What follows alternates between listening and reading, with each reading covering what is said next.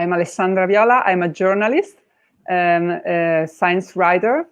I am currently a visiting scholar at the Center for the Humanities and Social Change in Venice. It happened to me thanks to Shaul Bassi, that is the director of the center, to meet Neil Hartman, that is the director of the Science Gallery in Venice. And he introduced me to Jonathan Keats, with which we have many interests in common, and with which we started talking about plant rights and the vegetal world. Hi, Jonathan. Hello, it's very good to be having a public conversation on some of the subjects that we've started to broach in our own dialogue. My name is Jonathan Keats. I am an artist, a writer, and an experimental philosopher. And my work primarily concerns large-scale thought experiments. That is to say, putting ideas out in the world in ways that we can explore them collectively by creating scenarios, creating situations that we can enter into that may not be those that we ordinarily would encounter, that potentially give us a different perspective on ourselves and our society.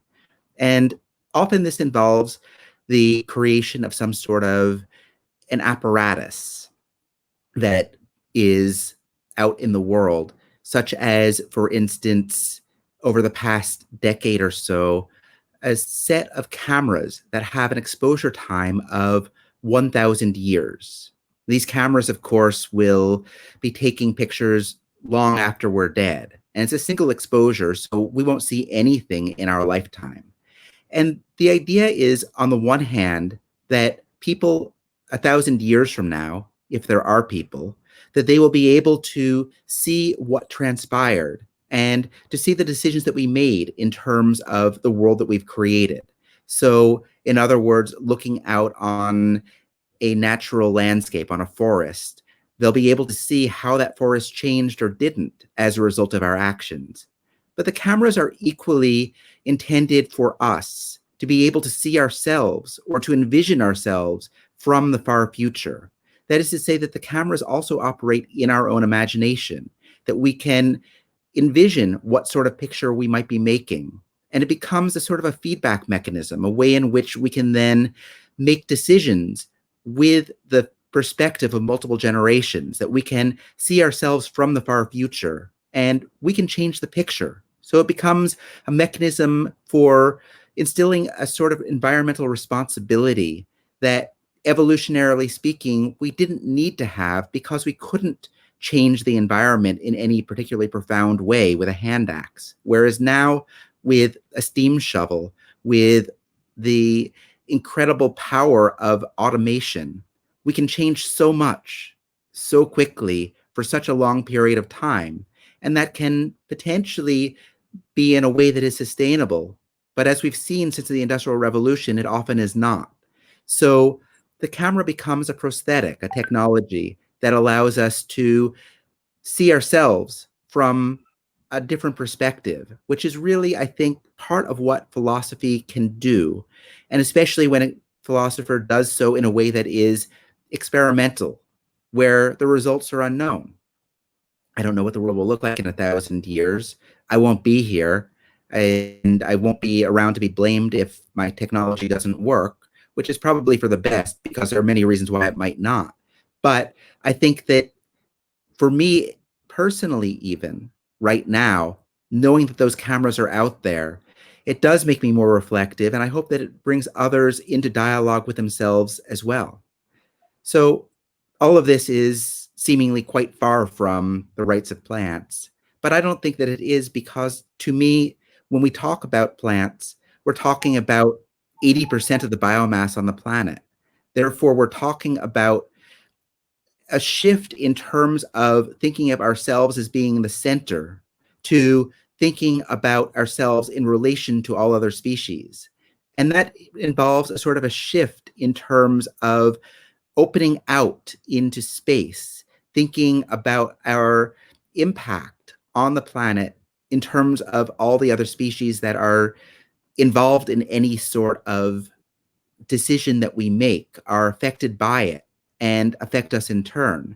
And I think that increasing the scale of time potentially becomes a way in which to increase this sense in space of all of the interrelationships. This telescoping out in time becomes a way in which to embrace the planet as a whole in ways that we are not directly able to do. It also maybe has the possibility of getting us to think in different time frames, which again seems very relevant when we start to talk about or think about plants and the fact that they are experiencing the planet in a tempo often that is quite different from ours. And so maybe this is a good segue back to you, Alessandra, to talk a bit about how plants sense and how they experience the world. Yes, thank you, Jonathan. I very much like this idea of changing our look at the world, and we might start for the better with vegetal world. And for example, we might know better than we know that they are living beings. And yes, of course, we study this at school, but we don't know actually how sensitive they are. They can experience environment in many, many ways, and some of them probably still unknown. They have all our senses. They can smell, they can taste, they can touch and feel in many, many ways, even if they don't have a single central organ for every function, for every sense to function as we have. For example, we need a nose to smell. They can smell from every leaf. So it's a distributed sensibility in plants. This is because they can they evolved as a sedentary being. So they knew they could be eaten. For us, for the animals, it's a possibility. You miss a part of your body, but for a plant, it's more than a possibility. It's almost a certainty. You will lose some part of your body during your life. So they evolved the way not to need a single organ to perform a function. But they not only can feel the environment with our senses. They develop other senses we don't have. For example, they can feel gravity, as we can see with a seed. A seed always germinates bottom up, never germinate bottom down. We know for us it's very, very different. We cannot feel gravity in the same way. They can feel electromagnetic fields, humidity. They can detect many substances in air and in the soil. And they can, as every other being, they can communicate what they find, what they discover with two other plants this way, as we see in the picture. So from their roots, with sound and with touch also, and via with volatile organic compounds, that is to say, more or less with smells. We know some plants smells, but we don't know. We didn't know until very recent time that plants make many more smells we can't smell because our nose is not sensible enough. And when informed from other plants of, for example, of a danger, plants can answer, can respond to these stimuli. For example, a very interesting experiment showed that if in a field, in a tomato field, one tomato is being attacked by an herbivore, for example, a caterpillar, can send this organic volatile molecule that transports a signal to other tomatoes, and these other tomatoes, even very far from the first caterpillar, can start defending their self, producing, for example, something that makes their leaves not tasty anymore for it. Does it mean, for example, that plant can feel pain We don't know, actually. This is the only real answer we can give to this very important question. And we will see that it will be very important also for the right fields. But anyway, we might behave as they could. I mean, as they could experience pain. We might act a way to avoid this pain, even if this pain is very different from our way to feel it. Anyway, there are many things we still don't know. How do they experience pain, and also how do they experience pleasure? And this is where your research focused in a very interesting experiment, Jonathan. Yes, plants give me so much pleasure, and they give you pleasure as well. And I think that this goes beyond just going out on a walk in the forest. It also pertains at the dinner table. The fruit that we eat, that we enjoy, there's a reason why it's so sweet.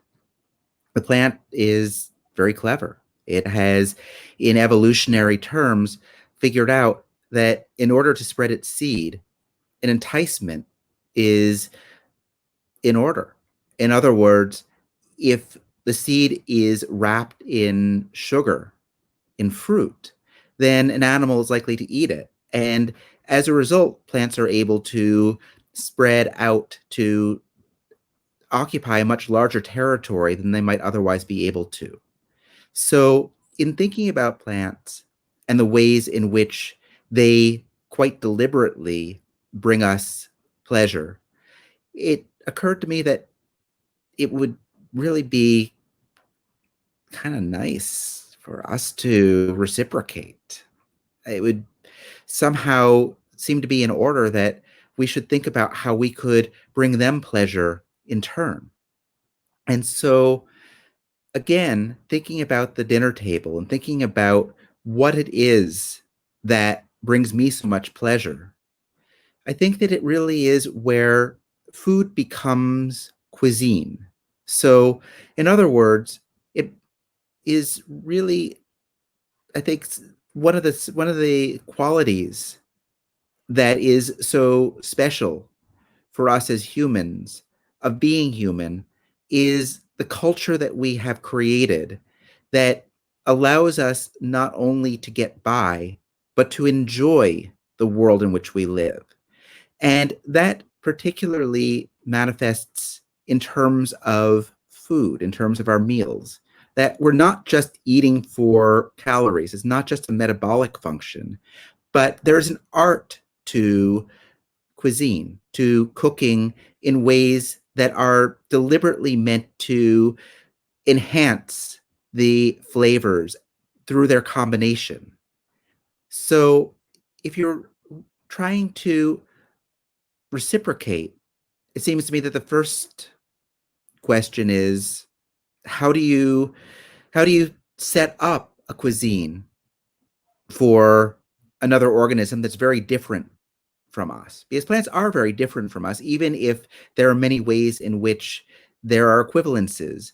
We need also to respect their difference, I believe. And so I decided to set up a restaurant for plants that I call the photosynthetic restaurant. And I opened this restaurant initially at the Crocker Art Museum in California. And the idea was to think about what plants consume in terms of caloric intake and how that might be transformed into the equivalent of what we call cuisine. In other words, when a plant performs photosynthesis, it is getting the energy needed to grow. But the way in which the photons arrive is not in any way deliberate in the sense of trying to enhance the pleasure that the plant gets from receiving sunlight. And so what I've tried to do with the photosynthetic restaurant is to look at ways in which physiologically our recipes work in terms of our own experience of the ingredients of our cuisine, in terms of the foods that we need to eat and how we mix them in ways that make us want to eat them.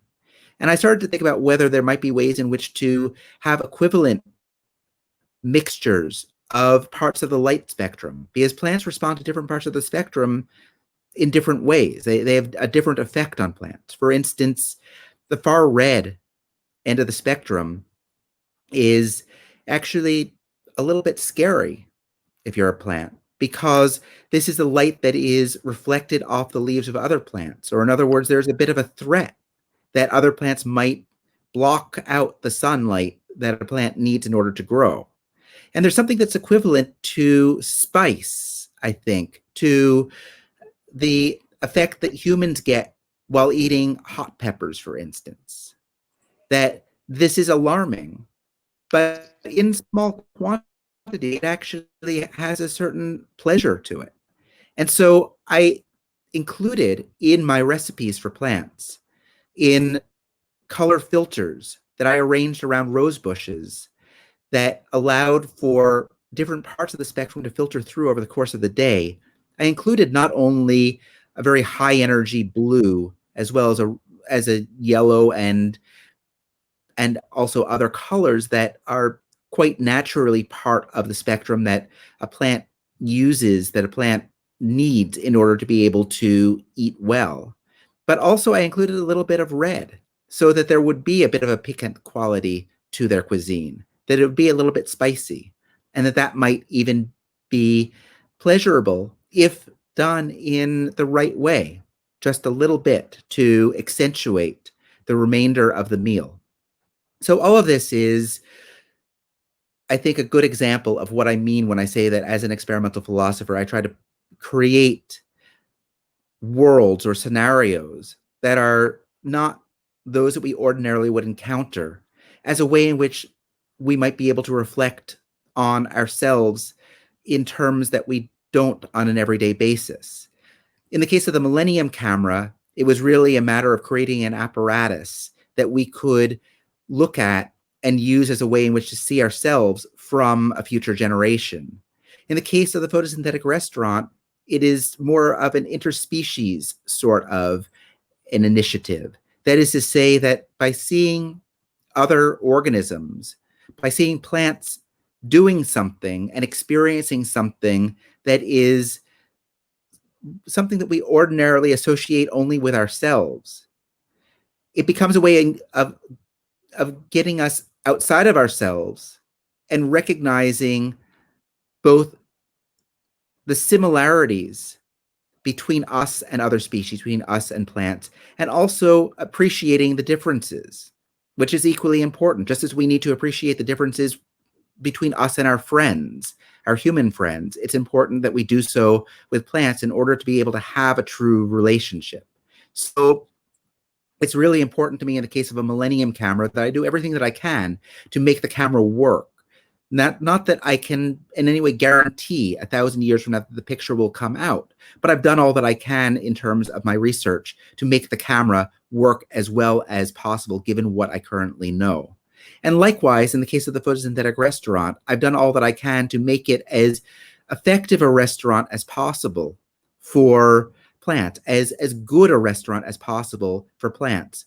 But equally, I've tried to make it as compelling a thought experiment as possible for us, such that we might be able to shift our perspective from seeing plants as subservient to us or simply not noticing them, to recognizing that they too can experience pleasure and pain, as you point out, or at least that there's a possibility that they might do so, and that they are, in fact, in some way experiencing the world around them, and therefore experiencing the decisions that we make, and that we need to take them into account when making those decisions. Let's maybe go into some detail about how plants process their world, though. I think that that really is something that you might be able to, from a more academic perspective, explain and talk about that in terms of this issue of plants' rights. Yes, you said a sentence that was really nice to hear for me. A plant is very clever. It's not an adjective you usually put together with a plant, clever. You can say a plant is exotic, is beautiful, is nice, is green, or something like this. You never say a plant is clever or is bright or is intelligent. Why don't we think that plants are intelligent beings? As they are, it's important to say immediately. I made some research about this during my PhD in Florence with a plant neurobiologist that studied the plant intelligence from a scientific point of view. I made an historical research, and it's really something that goes far, far away in time. Our culture imply that plants are stupid, are ornamental, are things. If you read the Bible, for example, and you see the ark, and Noah saves only animals, but he knows he will need plants, and the first thing he do when we go down the ark after the flood, is planting something, a vineyard. So it's really important to have plants, and Noah knows it. But God says you only have to save animals. Plants are less important. And this is the same in many traditions and many stories and philosophies, etc. So it comes to us from all this story that plants are stupid, are useful things, and that humans are the king of the world, king of the planet, the better species, that they rule the world, and of course that we are the only intelligent living being.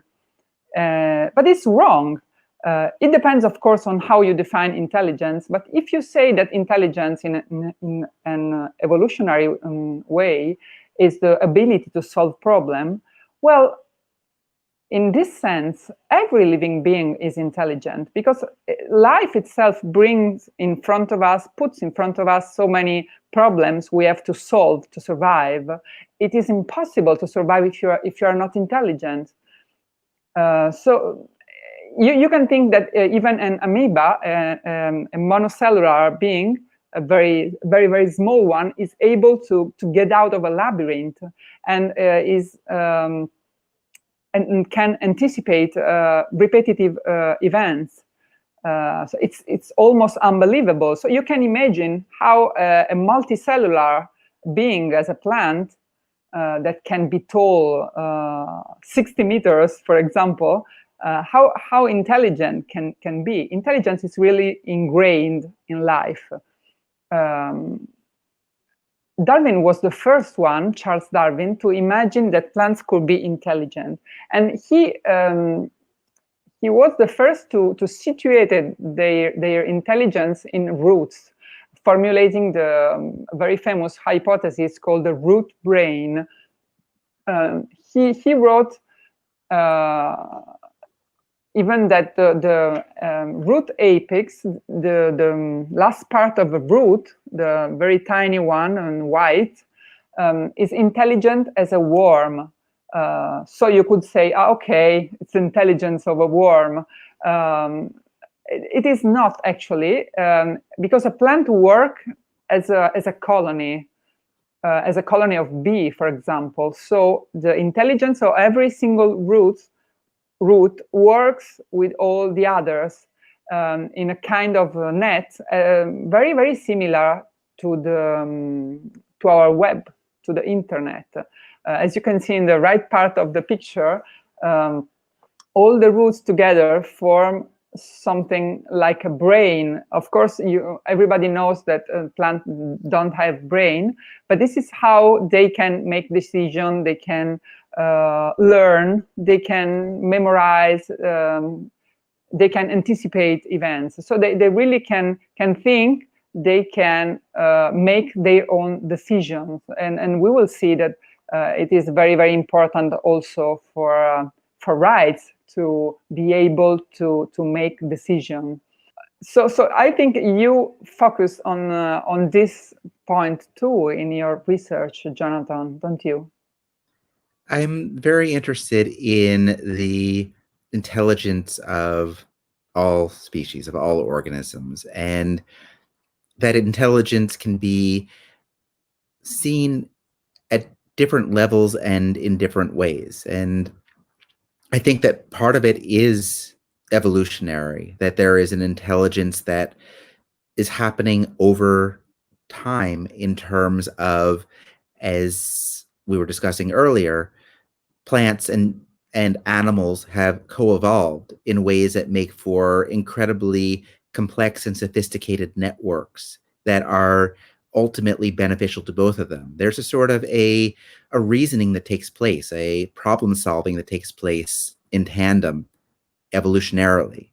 But intelligence also really is present in any species in the moment. And there's a lot that we can learn from slime molds, and I think that there are many ways in which that can be integrated into policy making and into how we think about the world. But plants also, of course, have a lot to tell us. I've been working for the past 5 years on a project that will specifically enlist plants to tell us what time it is. Plants are natural calendars, at least trees are. Trees will grow a ring every year, and you can count using those rings to find out how old the tree is.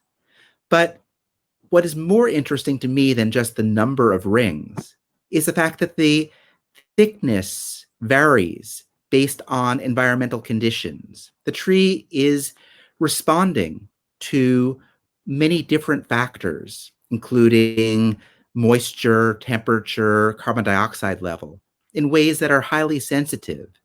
And so I've been thinking about how trees might not only be calendars in terms of keeping count, but calendars that vary in terms of what they show us based on their growth that might help us to see and to understand how the planet itself is changing over time, and that might actually become an index by which we can modulate our actions going forward.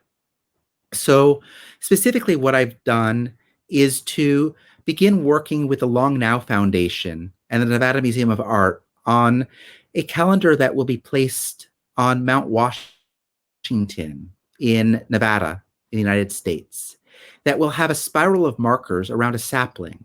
The tree will ultimately grow potentially to be 5,000 years old. And we know that currently the tree grows approximately a millimeter per year in terms of the thickness of a ring. And that this is very much an effect of all of the environmental conditions right now, but that they will potentially change as, for instance, carbon dioxide levels increase. So what I am proposing to do, and what we're currently researching, is the idea of putting a spiral of markers around the sapling where the markers are placed with the years inscribed on them, that the tree will reach each marker at the time that the marker designates, if environmental conditions in the future are as they are today. But with climate change, that is unlikely to happen. The tree is likely to grow more quickly than it is currently. And as a result, this calendar might tell you that it's the year 3750, when the Gregorian calendar claims that it's only the year 3221. And what I'm proposing with this project is that we give the tree authority, that in fact, instead of looking to time as something that we are generating by way of an atomic clock, that we look at time as something that manifests from the planet itself, the planet we live on, and therefore all the interactions that we have with the planet. The fact is that we have become totally disenfranchised with planet Earth by way of the Industrial Revolution and the industrialization of many things, including time. We are able to keep time with such precision right now that we act as if we had utter and complete control over our actions, and that we could time everything, and that the planet would simply comply to whatever decisions we made. Well, we're seeing that that doesn't work. We're seeing the catastrophe, environmentally speaking, as a result of the fact that we are not paying attention to the world in which we live.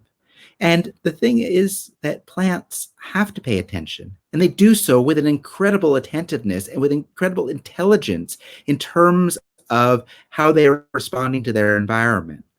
And so Centuries of the Bristlecone, the project that I'm describing right now, is really an attempt to bring back into human society this sense of temporality, the sense of time that is emergent from the planet, such that we can act with the intelligence that trees do in terms of the decisions that we make and our actions within the world. And so this is something that needs to happen at many different levels. On the one hand, I think of the tree as an observatory that allows us to see ourselves from their perspective, and therefore to see planetary change in a way that we seem to be incapable of processing given our human mindset today. But I also think that there's a lot of work to be done in terms of how this gets built into our society, such that it isn't an observatory that some people might visit sometimes, and for the most part that it gets ignored, but rather that it is integrated into our world. And in order for that to happen, I would propose that we create a new time standard, a time standard that is based on the trees telling us what time it is, where our clocks and watches actually are running on bristlecone time. And it need not be bristlecones. All other plants also are keeping time. And ultimately, there's the possibility of a network of paying attention to all plants around the planet, and also to rivers. I'm currently working with the Anchorage Museum on a project that will enlist rivers as timekeepers, that we start to look to these natural systems and that we allow them to calibrate us, to calibrate our actions, such that we can be reintegrated into the world in ways in which plants are. And this, as a legal proposition, as a political proposition, is really, I think, at the core of the conversation that I've been having with Alessandra, because of the fact that understanding plants scientifically is a gateway toward thinking about them legally and politically, and thinking about them in terms of environmental policy, as well as thinking about them in terms of their own autonomy. And so maybe, Alessandra, would you like to talk a little bit about the rights of plants? Yes, I think your work is really inspiring from this point of view. You said that plant can be, and slime mold can be considered as policymakers. And I think it's really interesting from a rights point of view. Because if we know, as science tells us today, that plants are so special, they can feel, they can sense the environment, they can think, they can learn and remember what they have learned. That is extraordinary if you think about it. And they can communicate, they have a social life, they can manipulate other beings, such as insects, or also mammals, and maybe even humans. The question is not why might a plant have rights, but why not? Why don't they deserve rights in the common opinion? But if plant rights sound odd to your ears, there is nothing strange, because it would have been the same centuries ago, mentioning women rights, or Black people rights, or even children rights, or Chinese. Yes, even Chinese have been without rights for some period of time. And not to mention animal rights that we still haven't recognized. What we have to know about rights and the vegetal world in this relation that seems so strange is that the idea of rights is evolving with human species and with human culture. And we have been broadening our the circle of the moral consideration, including always more subjects. So at the very beginning, only the adult, rich, white male had rights, and now we arrive including all humans, and even we are talking about animals, or at least some kind of animals. But I believe that time has come for including also the vegetal world. Not only because it's so essential for our life, of course, but because there is no philosophical, no scientific, no ethical reason to draw a border somewhere. So there is no possibility to say until here you have rights and from here on you don't. In talking about living being, so I think that rights are a legal instrument that is really needed also for environmental protection. So there's an A and a B side of this instrument. The A side is plant deserve rights because they are so special and they are alive. And the B side is it will be useful for us too to recognize their rights. And rights are very strange as legal instruments because they express the idea of a society, of what is wrong or right, but they also help the society, the people in the society to build something new. So when we will start talking about plant rights, when we start looking at plants in a new way, as you suggest with your work, we will start building a new society and a new way to stay together. So I tried in my last book to write a universal declaration of plant rights. And I think that plants deserve, of course, the right to live, the number one, but also the right to evolve naturally and to co-evolve with animals as nature does since the very beginning.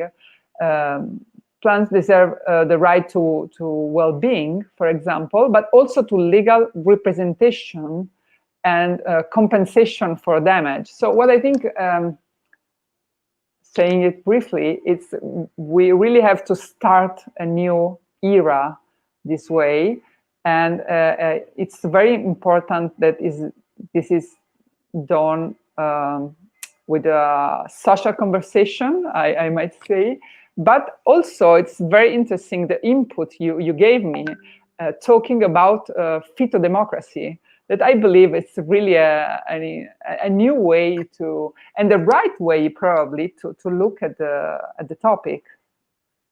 I've really been enjoying and appreciating the work that you've been doing in terms of plant rights and the creation of a declaration that seems so smart in so many ways.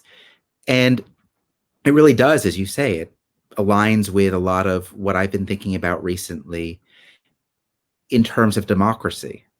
What I've been thinking about, as you alluded to, is the fact that we as humans have a right to self-determination, to collective self-determination, which is effectively what democracy is about. But we do this excluding all other organisms on the planet, even though all other organisms on the planet are affected by our decisions. And even though other organisms on the planet have access to information that we don't, and have intelligence that is potentially really important for us to take into consideration in terms of the decisions that we make. So I've been thinking about how we might open up democracy and think about enfranchisement of other species. And in particular, I've been thinking about how plants might be given the vote. And I think that it is actually not so outlandish from a philosophical perspective because of the fact that they're 80% of the biomass. They're the majority. We're less than 1%. So certainly, just as a matter of majority, the fact that they are completely excluded from the decisions that have an impact on all of us, including them, there's something deeply amiss there. But also, I've been thinking about it from the more practical standpoint of the fact that we really could and we can change the democratic process in a way that would take into account their perspective, their, I don't want to say their opinion, but would take into account their vote. And the way in which I'm thinking about this is, as you alluded to earlier, plants produce volatile compounds that are used as a means by which they communicate with themselves and with one another. The plants that are able to communicate that caterpillars are attacking are doing so using volatiles. And I believe that one of the volatiles in that case actually is the one that I've been looking most closely at in conversations with a number of researchers at UC Davis and UC Berkeley who are specialists in plant communication. That is ethylene. Ethylene is a stress hormone, a phytohormone that plants produce when they are under attack by caterpillars or otherwise when they are stressed. And that stress can be across the gamut from being attacked directly to being in conditions that are suboptimal to survival and well-being. So what I'm thinking about is the fact that, in effect, an increase in ethylene is a no vote, a vote against the status quo, a vote for change in terms of the legal system and in terms of its implementation, in terms of policy, in terms of what we are doing in the world, that needs to change. So it becomes possible to initially think about this at the level of polling. That is to say, in the same way that political polling is done to figure out which candidate is more likely than another one to win, or in order to be able to find out from the standpoint of a politician what policy constituents might favor versus another policy, that an equivalent process might be used in terms of polling plants to find out what their opinion is of the world that we live in right now. And that could be a way in which politicians might decide what policies to support. And it might be a way in which voters might decide which politicians to support through a process of endorsement.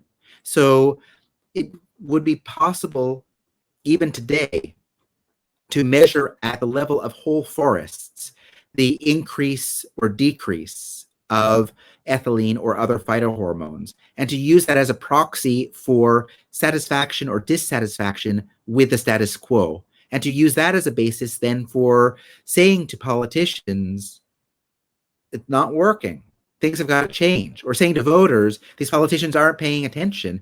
We need to bring in other politicians who actually are attentive to the needs and to the well-being of other species, including plants. So that's an immediate way in which we could go about this. The sensors are available, the technology is there, the science is there. We can do it right now, and we can do it at any scale that we want. It could happen within your city just by monitoring the plants that are in local parks, but it can easily also be increased in scale to encompass the entire planet. Where I think it gets really interesting, though, is when we start thinking about rights, as you've been working on in terms of your declaration. We think about whether we could actually make it obligatory for a Congress, for a legislature, to include, either in the selection of human politicians or even by having plants within the legislature itself, that plants would be a part of the decision-making process.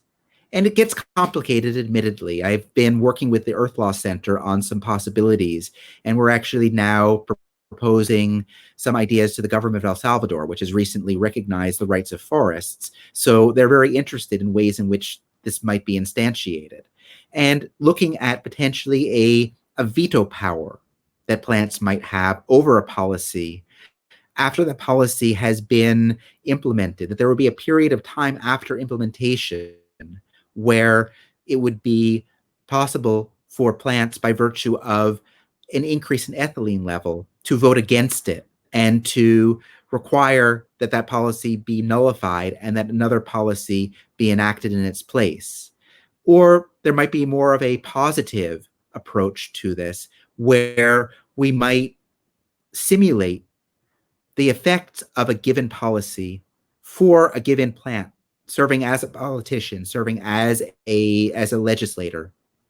And by observing how it responded to that simulation, much in the same way that a human reading a law or reading a bill is reading the law as if it had been enacted and simulating that law as if it had been enacted in his or her mind, that the plant could preview, in effect, the policy and then could respond to it. And the response that it had could be the basis upon which that plant would be counted in terms of its vote within the legislature. So this obviously becomes even more profound than simply bringing in slime molds, or plants for that matter, as policy advisors, as I did at Hampshire College. It becomes a way in which there is a right on the part of plants and an obligation on the part of humans to not only recognize that right, but to recognize the decisions made by plants as being part of this larger collective decision. What that leads to in terms of policy, I don't know. We've never lived in a phytodemocracy before.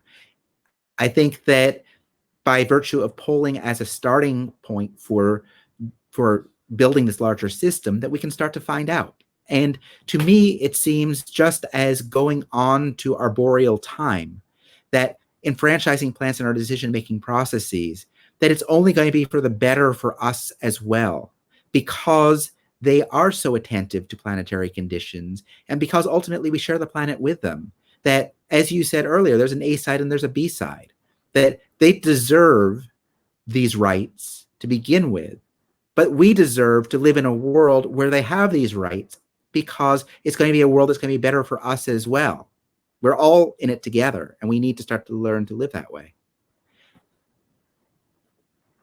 Okay, so I think we can now make some book recommendation as we have been asked.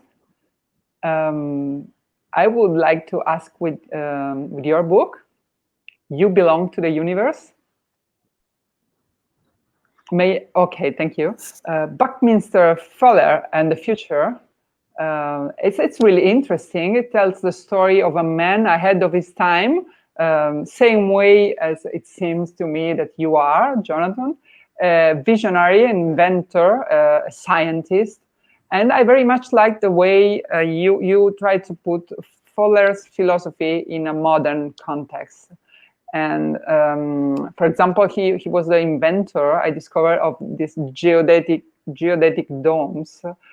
We still are constructing right now, among many other things, of course. And I very much like this motto he had, doing the most with the least, that seems extraordinarily actual right now. So this is my suggestion for our viewers.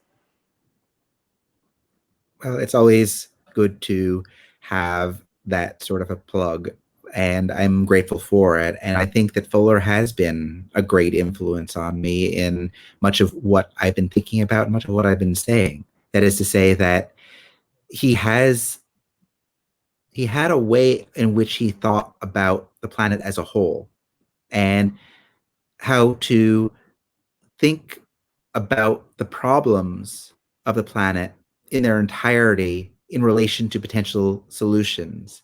And while he was technocratic in a way that I hope that I am not and that I find somewhat abhorrent, I nevertheless think that his comprehensive anticipatory design science, as he called it, is an essential way in which we need to start thinking about the planet, as well as his coinage, Spaceship Earth, that the planet needs to be thought of as a whole, as a system where all organisms are interdependent. And so Fuller is in fact an inspiration. And I hope that others will enjoy his book, enjoy his thinking, my book about his thinking, as much as I've enjoyed writing it. And in turn, how can I possibly recommend any other book when Flower Power is about to, well, it has come out now in Italy and will probably come out in the US in the not so distant future. Flower Power is, I think, such an important book right now, not only because it includes the Declaration of Plant Rights that Alessandra was explaining, but also because it contextualizes what might at first seem laughable to many people in a way that it becomes almost irrefutable. The science that you are using to back up the claims that you're making legally that ultimately, I hope, come to pass, but right now are quite speculative. These really need to become part of our way of understanding the world, our way of thinking about the world. And I think that as a way in which to begin that process of changing our perspective, I can really think of no book that does it better. So I'm going to recommend Flower Power by Alessandra Viola as a book that everybody needs to read. And that might actually be a good way to segue into the last topic that we were hoping to discuss this Yes, very over the course of the conversation. very briefly, how to go from theory to practice, it seems to me. Yes, and I think that we've already alluded to that in terms of what it would mean to have this declaration have legally binding status, what it would mean to have a phytodemocracy, what it would mean to have plants tell us what time it is in a way that would be a genuine time standard. But our conversation recently has been going in the direction of potential collaboration. And this is, of course, where it gets most interesting from my standpoint, where we start to think about some of the conditions that you set up in your declaration and how they map onto some of the work that I've been doing that specifically pertains to the ways in which plants need to have legal standing and, as you put it in your declaration, compensation for any sort of harm inflicted upon them. That there also, I believe, is a possibility that they might benefit in a positive way from the positive contributions that they make to the world in which we live. So I've been thinking a lot about, and we've been discussing already, and I think that we're going to go a lot deeper than this conversation will allow, but just to hint at it, I've been thinking about intellectual property rights and how biomimicry is a process by which we take the inventions of other organisms and use them for our own purposes. And often we credit them. And Velcro is a great example of this. Thistles that attach to your socks when you go through the forest were actually the inspiration for Velcro, which ultimately went up to the moon. So plants, as we have both been talking about for quite some time now, are really smart and great problem solvers. And humans have recognized this through the process of biomimicry and through according to plants credit for having invented these great technologies. But what we don't do is to follow through on that logic, which is to say, when a human invents something, that human patents it and has the right to license it and therefore to benefit from that invention. And in fact, humans have done so in the case of biomimicry, but in that case, they've effectively plagiarized the inventions of thistles and of other plants and of other species.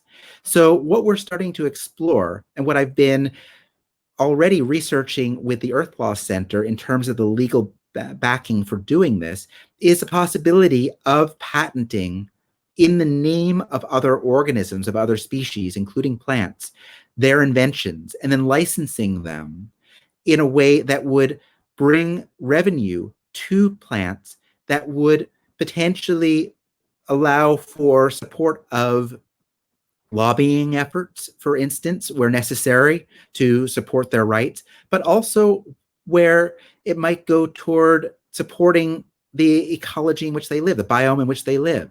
And even as in the case of humans, because we don't use all the money that we earn, at least not right away, we also save it, that they might be able to save the money that they earn, that banking law might even be changed in a way that would allow for a species of plant to have a bank account. And if you look at the ways in which plants contribute to the world economy, not only through invention, but also through what we call ecosystem services, and if that is compensated for appropriately, world distribution of wealth fundamentally changes in a way that humans have very little of it. And since power in our world, as we've constructed it, comes as a matter of wealth, the power structure fundamentally changes as wealth gets redistributed. And so I think that this is one place where our interests really converge. And just through the conversation we've had already, I feel like there's a lot of possibility for further exploring that as a means by which to enfranchise plants, to bring them rights, and to change the world. Yes, I think, Jonathan, that ideas are not missing. And we could try to involve in our project maybe the Center for the Humanities and Social Change that is hosting us now, and also maybe Science Gallery or other partners all over the world. And hopefully it could be an exhibition or an experiment or something else to be held in Venice or somewhere else. Who knows? But, you know, to the viewers, be aware that Jonathan and I and all the vegetal war, we are coming brief in a short time. Okay, thank you everybody. I think it's all. I don't know if you want to add something more. No, I think that having given credit where credit is due to our botanical partners and friends, just to thank you for this great conversation, and the viewer for having followed along thus far. We have a lot more to come. Yes, I believe so. Bye-bye.